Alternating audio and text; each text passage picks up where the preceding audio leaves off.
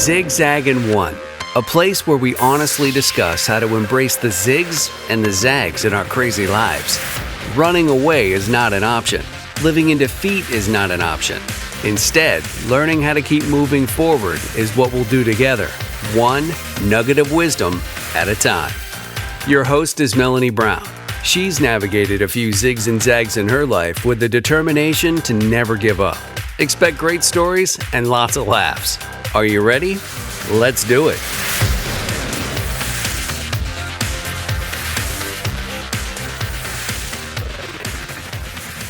Hey friends, today on the show I have a guy with us who makes me laugh. Kenn Kington is a comedian, author, motivational speaker, life coach, and occasional fill-in pastor. Even though he's all of the above, today he and I chat about finding joy and laughter when life zigzags. You won't necessarily hear any jokes per se, but you will hear incredible wisdom about the purpose behind the pain we experience and how laughter feeds our soul. Make sure you check him out on his website at kennkington.com.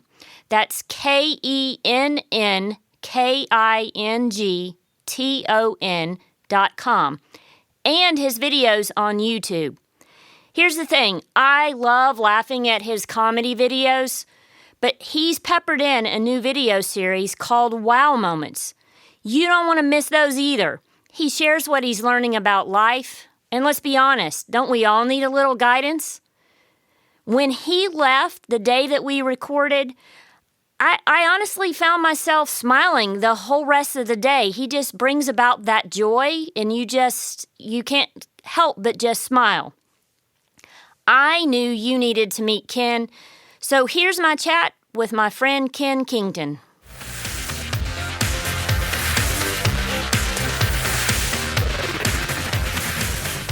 Hey, it's Melanie. I am so excited you joined us for this episode of the Zigzag in One podcast. I have a special treat for you today. I heard today's guest several years ago when he came to share humor and motivation during a teacher appreciation event at the school where I was teaching. I promise you, I haven't laughed that hard since. Here's what I do know. We all need more humor in our lives. I'm more of the serious type person, but I love to laugh. So I invited Kenn Kington, professional comedian and motivational speaker, to be with us today. Kenn, welcome! It is so good to be with you, and I don't know why, but I didn't remember that you were a teacher. My wife's a teacher, so that's why I do a couple of those events every year, and so cool that you were there. That's awesome. Well, that gives us just that one more bit of connection. Yeah, absolutely. So tell us about yourself. What have you been up to lately? Oh, my word. Lately, the last couple weeks, I've been on a bit of a torrent pace. The first quarter of this year has been the busiest of 29 years of doing this. And let's see, I started in California, Las Vegas, Boston, New York, Connecticut, Naples, Florida, Phoenix, Arizona, and I finished up the 2-week run last night in Perry, Georgia. So it is, I've been a lot of flights and a lot of rental cars, and it's so funny. This is one of those parts of travel where I'm so thankful the little key fob has a lock horn on it, because I think about 5 days ago, I hit that saturation point where I'd walk into a parking lot and have no idea what car was mine, because you just have so many rental cars, and it's like, okay, that's it. But it's been a great run, and I've loved it. But it's good to be back in Atlanta, and good to be in Smyrna. Yes. You guys, I love your place. You literally, Campbell, where I went to high school, is just down the road from your house. So it is. I'm back on my old stomping grounds. Well, I love hearing that you are spreading humor across the nation, because we all need it. We need your humor. Yeah, we need a good laugh. So I'm going to tell you a quick story about the key fob and getting lost in the parking lot. A couple months ago, Jeff's band played an event, and when I drove into the parking deck, I could tell immediately that it was one of those more confusing ones. Yeah. And I thought, you've got to remember where you parked. I'm telling myself this as I'm getting out of the car, and I'm looking around trying to make sure I know what level I'm on, whatever. Right. So I leave the event a couple hours later, and I'm going through in my head what I remembered, what level I was on, where I was in accordance to these big concrete things that were totally in the way, made it very difficult to even drive. But I get down there and I literally wander around for 45 minutes trying so hard and embarrassed. And I keep passing these same people and they're looking at me going, girl, do you know where you are? No, and I finally, don't. and I'm doing the key fob thing. I'm hitting the key fob going, please, where's my car? And I can't find it. And finally I say, God, I need you so much right now. I got to find my car. I have somewhere I've got to be. And just as I hit the key fob that time, it beeped. And I got to go home. But I got lost on the way home, too, because I was so disoriented from the whole getting lost in the parking lot. Yes. It was crazy. I tell you what, I learned a trick because I'm at the Atlanta airport all the time and parking all over the place. I started writing down the piece on my parking ticket, which worked, but then I got out of my car one time and this guy had literally taken his phone and was pointing it at the row and the sign of where we were, what level, what row, and he took a picture of it, and I laughed at first, and then I thought, that's brilliant. It is brilliant. And I do that every time I go somewhere now that has a parking lot, specifically the airport. I'll take a picture of it, and then when I get off the plane, I just open my pictures. So live and learn. That's a fantastic piece of advice. I'm going to do that the next time. So let's talk about, how did you know you were funny? When did that happen? Did I know it was funny? Well, probably the most common question people ask is, so were you the class clown? And I'm like, no, I was not. I had a learning disorder called dyslexia. And so I was embarrassed in school and I would sit in the back and I'd be super quiet. But I would just look and I'd watch people and I would watch what was going on. And to myself, I would laugh because different situations would just be humorous. But I would tell my friends after school and we would laugh together. And so I was always, I don't know, I never saw myself as super funny, but I just saw life differently. And that's actually the positive side of being dyslexic is we notice details that most people don't notice. And we just point them out and go, that's really funny. And people go, that really is funny. But I think it was probably in high school where my friends would just go, hey, tell us what happened today or whatever. And we would just sit around and laugh. And then I got to college and loved. That's really where I grew in my faith. And the people who would tell stories and would just take that truth but tie it to something that really happened and they would tell it just really connected with me. And that's really the way I learned. So through stories and I started teaching and it was really funny. In college, I would get invited to speak in different little small towns in South Georgia. I went to Georgia Southern and they would invite me to speak at these churches. And they would speak on a Sunday morning. They're like, we really can't pay you, but we'll take you to lunch and bring any friends you want. Well, I had a whole bunch of friends that were big fans because I don't think they cared what I was speaking on. They just got free lunch. So they're like, when are you speaking again? And so I'd cram friends in my car and I'd go speak at a church and they would feed us. And it was just the greatest experience ever. So I think it was that where I learned, man, just encouraging people through stories, and the laughter in the stories just came natural to me. I just see the funny in a lot of different ways, different angles, and when we laugh, I don't know, it's somewhere in us drops a wall and it connects on a level where we remember more. Yes, it does. It does that for me, especially. Yeah. I love that.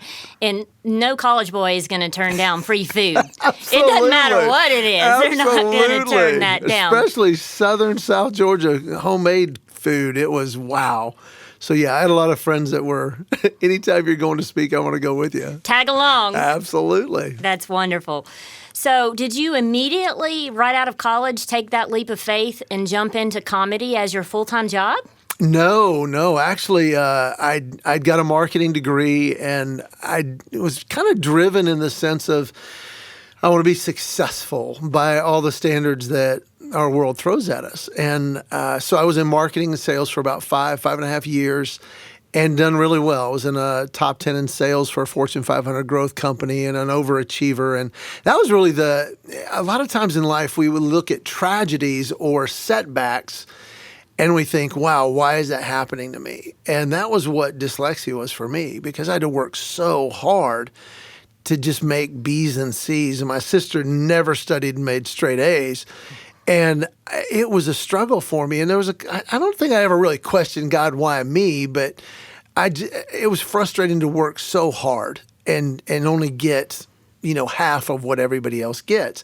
But what I found was when you get in the real world, quote unquote, and you work 3 and 4 and 5 times harder than everybody else, you get 3 and 4 or 5 times farther than everybody else. So I was super successful from a financial standpoint right out of school, but it was just kind of empty. I hated Mondays, and quotas always got doubled and doubled and doubled, and it was never enough. And really just kind of burned out. I'm like, I don't want to do this the rest of my life. And I was speaking on the side, and I was doing some performing on the side. Mm-hmm. And it got to the point where I either had to pursue it or get rid of it. And I'll never forget the first one. It was this little church choir appreciation banquet. And my mom knew a lady in this choir. They she said, my son's really funny. You should get him to come. And so I went and I did a 30-minute set. And it was hysterical because I got to the end of it and I thought, man, that was the greatest thing ever. And they handed me a check for $50. And I'm like, you're paying me to just be funny. This is the greatest thing ever. So that kind of sparked it, and I started turning the corner. And in the mid-'90s, I guess it was in the early '90s, I just took that leap of faith and paid off all my debts, paid it and got rid of everything, and said, okay, Lord, I'm going to pursue this. And it was the greatest decision ever. But that process is a learning factor in and of itself. I bet so. But you're speaking my love language because by trade, I am a special ed teacher. Okay. And so I would have been in your class. I would have loved you. I would have loved you.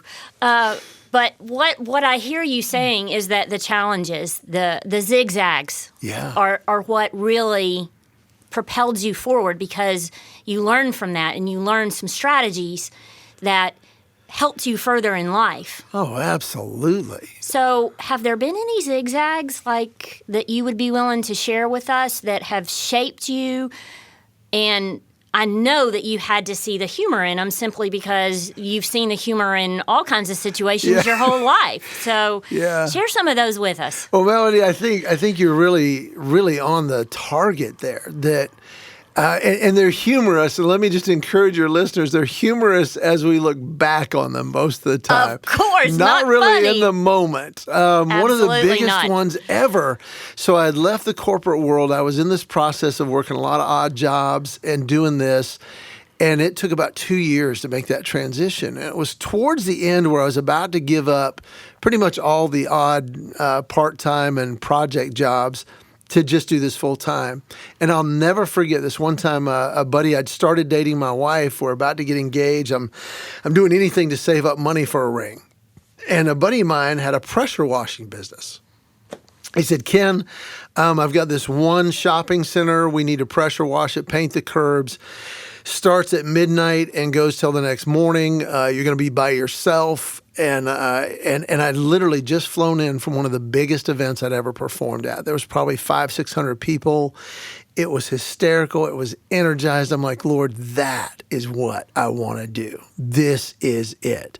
So I get off the plane. I go home. I change into my grubby clothes, and I start pressure washing this shopping center. And he said right as he left, he goes, hey, I'm done. Just finish up tomorrow morning and let me know when you get done. He says, oh, but there's this carpet behind the shopping center that needs to go into the dumpster. And it's pretty big, so you're going to want to cut it into pieces or whatever. But he said, I need you to do that. Well, this carpet had been sitting there for months. It was the nastiest smelling, probably weighed about a ton, literally a ton, rolled up and wet and nasty. So I'm cutting it up, but I want to cut it up in as few pieces as possible because I got to throw it in this dumpster. And I'll never forget it. I took this one piece. It was super heavy. I threw it up onto the edge, and it had oozed all over me, and I'm just grossed out. I'm like, that's disgusting. Well, I didn't get it all the way in. And it teetered, and as I reached down for the next piece, it fell out. And it's about 300 pounds, pins me to the ground, unfolds with this nasty goop all over it. So now I'm laying on the ground under this carpet, and I literally had a little conversation with the Lord. I'm like, God, this is ridiculous. Last night, that's what I'm called to do. This is ridiculous, and I'm just mad, and I was just frustrated, and I'm like, this is disgusting. And now God's never spoken to me audibly, but he brought a verse to my mind, and he whispered into my soul of just, Ken, if you will do this with excellence when nobody sees but me, if you'll do this with all your heart as unto me, not unto men, then you're going to be ready for what I have in store for you. I love that. And I was like, now Melody, I wish I could say I had a great attitude and go, okay, I'm going to be the best grungy carpet cleaner in the back of a shopping center ever. But I did it. And not only did it, I cleaned up. That was the cleanest dumpster area you will ever see that nobody's ever seen.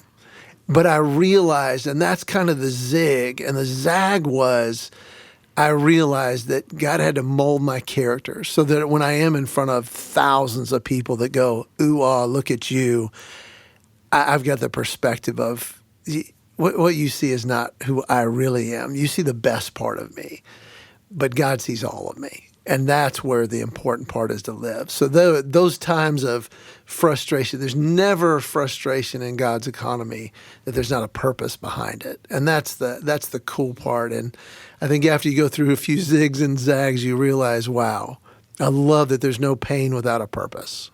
Yes, that's incredibly true. I love that. So how did humor or laughter play a part in that? Did you use that story later? What are some other what are some other zigzags that have some humorous parts, maybe the lesson in it? Oh, absolutely. That one did not. That one did. I don't. I think I maybe shared that once or twice, just individually. But really, the big pieces in life that are the ones you don't expect. I'll go to the big catastrophic one right off the bat. My daughter, who's 15, and she's this beautiful freshman in high school, when she was 3, almost 4, was diagnosed with cancer. Now goodness. That's a zig that I wouldn't wish on anybody. And your whole world turns upside down. Hard enough when it's the adult, but when you see your child. Oh, absolutely. I can't imagine. Well, it is the living hell you would imagine it to be. I was on tour in Colorado, and my wife called, said Kennedy wasn't feeling good, took her to appointments all day long, and then an x-ray, and then blood test. And then I walk off stage, and I'm walking back to the hotel room, and just called for a follow-up. And she just broke down. I'm like, whoa, what's wrong? And she said, Kennedy has cancer. And my whole world turned upside down. I mean, literally. I couldn't get a flight out of Colorado Springs, drove to Denver, took the red eye home, and I went into this room where my daughter's plugged up to all these wires and machines, and the whole world kept going except for ours. It just stopped. And I mean, that's a colossal zig. Yes, it is. In the midst of that, though, I learned one word in particular that radically changed my life. And on this side of it, it's made all the difference. Now, I'm a pretty nice person, and if you were going through something tough, I wouldn't hesitate to go, hey, Mel, if there's anything I can do, let me know. And I meant it. But having been in that situation, the last thing you want to do is initiate and try to ask people for help. It's just easier to do it. But what I saw it was my friend Royce, who stopped by one day. I'm getting my mail 2 weeks into the diagnosis, and he said, hey, I just want you to know I've got crews in this area, and we're going to do your yard for you this year so you can just focus on your daughter. And I said, man, that'd be great. If you do it for a month, I'm just trying to figure this out. He goes, no, we're going to do it all year. And he gave me an incredible yard that year because he's a landscaper, but what he really gave me was time. Yes. And it was the number of people that we had clinic every week. And every Monday, I'd scoop my daughter out of bed and we would go down to Children's and we would do a treatment. And every Monday night for 2 years, dinner just appeared at our house. And thousands of needs that got met. And people, they didn't ask permission. They didn't ask for recognition. They just did it. And that took me to a place where I'm like, Lord, I want to be like that. And the word is simply they took initiative. Yes. And what a blessing all of those things were. Absolutely. I mean, they took a weight off of us. And I love the verse where it says, bear one another's burdens. Yes. And thus fulfill the law of Christ. And I got to the point where I don't even ask anymore. If I see a need, I just do something. And if I can do it anonymously, I do. And that ripple effect of that is amazing because it affected me even in the midst of it. And this is one of my favorite funny parts. So every Monday after clinic, she couldn't eat before clinic. So I'd be like, where do you want to go eat afterwards? So here's this little 4-year-old and we're going, she liked to go to Waffle's house. So we went to Waffle's house and we would just eat and shoot straw paper at each other and guess cars. And we just played. But I'll never forget, I saw a couple dads do this and I thought, I'm doing that. I'm taking the initiative on this. So my wife calls, hey, brace yourself. Kennedy's lost the last little bit of her hair. And it was during her intensive. So I get home and there's this little bald-headed 4-year-old with these piercing blue eyes. And I said, Kennedy. She came up and gave me a big hug. I said, I love your haircut. And she said, thanks. And she's rubbing her head. And I said, I want your haircut. She said, okay. And I said, Kennedy, I want you to give it to me. She's Beautiful. like, oh. So we got the scissors and the real buzzer and went on the front porch. And we just had the most fun. And she's buzzing my head. And she had never buzzed anything before. And my wife came out halfway through and she's like, oh, wow. You look like you have mange. And I was like, I know, right? And it looked horrible. And she said, you're going to let me fix it. And I said, no, baby, it's coming off. And I buzzed my head and I bicked it completely clean. And I would do it again in a heartbeat because I wanted her to know, hey, I'm with you in this. And the funniest part to me was we read stories at night and Kennedy is leaning over. She can't pay attention. She's so excited. She's rubbing her head on my head. Daddy, we're bald buddies. And I'm like, yes, we are. That's and so precious. She said, Daddy, Mommy said I could have curly hair. Do you think Jesus will let me have curly hair? And I'm like, absolutely. And she did. They call them chemo curls. I don't know if you know that. So she had curly hair for about 6-8 months. And she rubbed her head against mine. She goes, Daddy, how is yours going to grow back? And I'm like, baby, I just hope it does grow back. And we laughed. And we had so many of those moments during that time. Is it tragic? Yes. But you know, what I love is in those times, that's where we get most honest and most real. Yes. And to be totally candid, that's probably when we need laughter the most. But why? Like, what does it do in our brains when we're going through difficult times or just kind of average times? What do you see when you're giving that laughter, that story from your perspective out into the audience? Can you visibly see something happen? Yeah. Tell us about that. Oh my gosh, the best seat in the house is my seat. I'll put it to you this way. My wife, when she comes to shows, she'll either sit in the back or I tell her, I said, if you can sit to the front, to the farthest side and watch the audience, it's the greatest experience ever. And the two biggest pieces I think that are the most benefit out of it all is that people laugh. And we use the term all the time that I don't say funny things. I just remind people of things that are funny. And when we laugh and there's something subconscious when everybody's laughing that we realize I'm not alone. I'm not the only one going through this. And that is just contagious. And it feeds the core of our soul. And then there are the physiological part of releasing endorphins and you feel lighter. And I've laughed so hard. We just long to laugh. We want to laugh because we do need that relief. But as much as we are together, I think it also gives us just like nothing else. Laughter gives us perspective. And not only are we not alone, but man, this really is funny. and it's probably not as big as I thought it would be.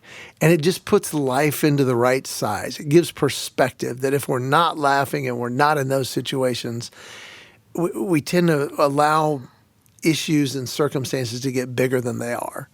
And I think that's probably the greatest joy is when I see an audience do their. My favorite part, I never go into a crowd going, man, I hope they like me. I hope I'm funny. I hope. I love to peek through the curtain and look at the audience as they walk in with the weight of the world and just the normal part of life. And then I love to see them afterwards. And I love to meet and greet and sign stuff and see they're literally lighter as they walk out because that burden is just, wow, it's either gotten perspective or somebody else is carrying it with them. I like that because that's what I find when I am laughing. I don't feel that heaviness. And not that my life is super heavy necessarily, but just life in general. All the expectations, all the places you have to go, the appointments you have to do, all of those things start weighing on you.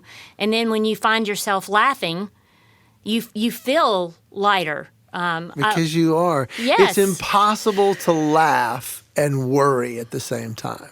Ooh, I like that. And mentally, we can't do it. So I think that's one of the reasons why they say every day you should laugh and cry. And it's like, okay, we should feel the range of emotion. But it's impossible to laugh and worry at the same time. It's also impossible to laugh and keep your guard up. Because when you laugh, your guard just drops. And it's like, okay, this is real. And I think that's why we love it. Because we love that point where we're just vulnerable, but it's positive. And I think that's one of the joys of what I get to do. I'm sure there's a lot of internal appreciation that you have for the fact that you can make people laugh because not all of us can do that. Well, not all of us can do it intentionally. Well, still, nonetheless. So as we are getting closer to the end of the show, let's talk about your one takeaway.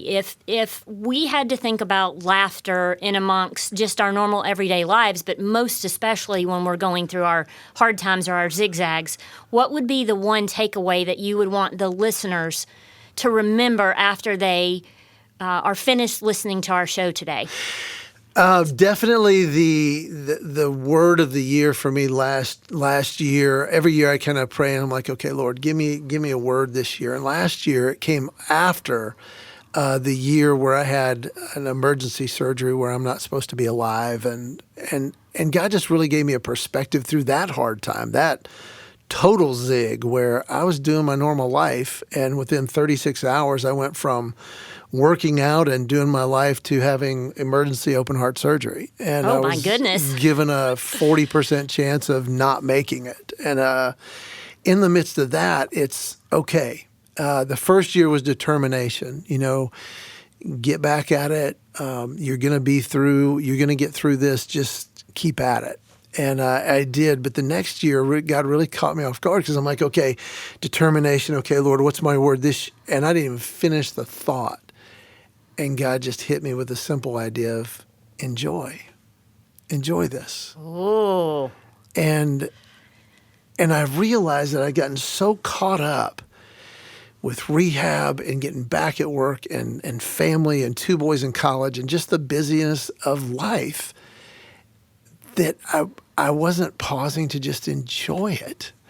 And so the one takeaway would be, whether it's at night when you put your head on the pillow, whether it's on your drive home from work or wherever it is, just stop and say, what did I enjoy today? Or what am I enjoying about life right now? Whatever that is. And a lot of times it's perspective. I remember driving back from an event, and it was one of those weeks where everything kind of happened at once. I have 2 sons in college, a daughter in high school and one in middle school, a son in middle school. And I literally thought, all I do is pay tuition. That's all I do. I work, I eat, I sleep, and I pay tuition. And I just had a little bit of a meltdown pity party in my car. And after that, I just said, Lord, help me get the perspective on this. And I started laughing, and I'm like, Lord, thank you. Thank you that I've got kids that I get to pay tuition. Absolutely. Thank you that I have work that I can pay the tuition. Lord, thank you that I have the ability. Thank you that I'm here to enjoy it because I'm not supposed to be here, Lord. Every day really is a bonus. And it's more than just affirmations in your mind. It really is going, what am I enjoying? And if I don't enjoy something, then what do I need to do to enjoy something today? And what is that? So enjoy something every day and take the time to remember it. That is fantastic advice because I think so many of us get wrapped up in everything that's going on, everything we're responsible for, and we forget to enjoy and be grateful. I started a gratitude journal at the beginning of this year, and it has been a profound experience because every evening I spend a few minutes looking at it and thinking about the 5 things I'm grateful for or that I enjoy from the day. And it does make me realize, hey, there are so many great things out there, and oftentimes they are things that are funny. And I need to have that laughter. So as we close, one last question. Sure. What makes you laugh? What makes me laugh? This is going to sound a little bit like answering a question with a question, but laughter. Laughter makes me laugh. I love the contagiousness of laughter. Yes. My freshman daughter, she is a total goofball, and she will laugh at the drop of a hat. And it is the greatest sound in the world. My wife has just this wonderful laugh. My boys, when we get together, we just laugh. And what makes me laugh and what I just am so eager to be when I'm around my family is what's going to make us laugh today. And that is what I enjoy. Just endlessly, just the anticipation of laughter. That's what makes me laugh because I love it. I love to hear their laughs. That's what makes me laugh. And they don't laugh at me, which is really ironic because people always ask my wife, like, oh, you live with a comedian, he must be so funny. And they're like, he's really not that funny. I'm the least funny person at my house because I'm the one who sits back and watches it and then go, okay, this is going to be funny on stage. But I can see your wheels are turning. Absolutely. So laughter makes me laugh, and I'm fortunate I'm around a lot of fun people. And I guess the other point was just when people hear you're a comedian, they just smile and start laughing. I was at the dentist, and she's got her hands in my mouth and they just come in. There's 3 assistants while I'm getting my teeth checked, and they're just laughing. And I'm not saying anything because they got their hands in my mouth. But I love laughter. That is fantastic. So thank you so much for joining Melanie, us today. Thank you. I have learned so much about the importance of laughter and why me as a serious person, I need it because it's therapeutic. It makes me lighter. And for that, I am so thankful for people like you. So you mentioned when we were chatting that maybe you might be interested in coming back. Oh, absolutely. We didn't even get to scratch the surface. And So I would what love are we going to to talk about? Oh, well, let's just go with kids, parenting, and how to find not just joy in parenting, but maybe the purpose behind it all, and a couple key pieces I've learned that I've passed on that have been unbelievable in just giving clarity to parenting. Well, I'm sure that there are a lot of funny stories in there because I know there are a ton of funny stories in our family. Absolutely. You can't talk about parenting without getting a good laugh in there. Yeah, all the times that we put our foot in our mouth and have to admit that, we blundered it. Absolutely. But yeah, let's do that. Let's do that again sometime. That sounds fantastic. Thanks so much for joining us today. Remember, when life zigs and zags, and we know that it will, add joy and laughter and keep moving forward.